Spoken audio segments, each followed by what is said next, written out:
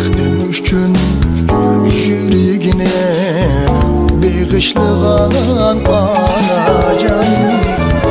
Uluglarının uluğu sen, kök zamanın çok benim. Şuna dildin min teşekkür bayan eyley anacan. Uluglarının uluğu sen, kök zamanın çok benim. Şuna dildin min teşekkür bayan eyley anacan.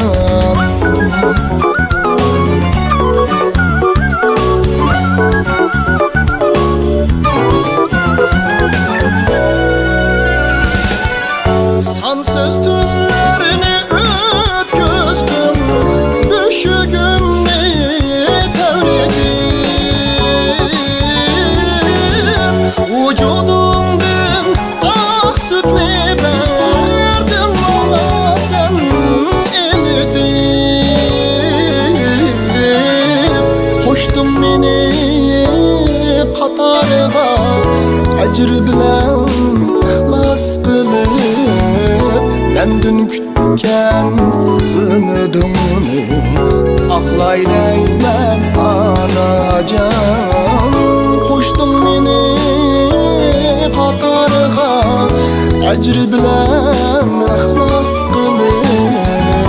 Mendin kütken ümidimni aklaylayman anacan.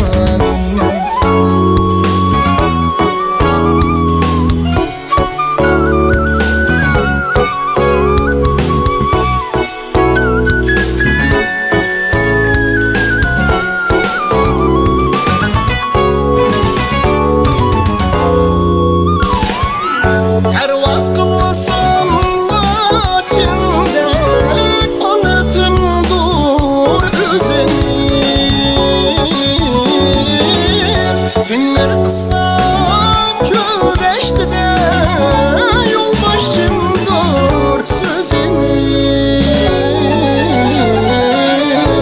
Bana her dem medetkar ürcüp karan gözümüz. Siz bulgaçka hayatım şunca güzel anacan.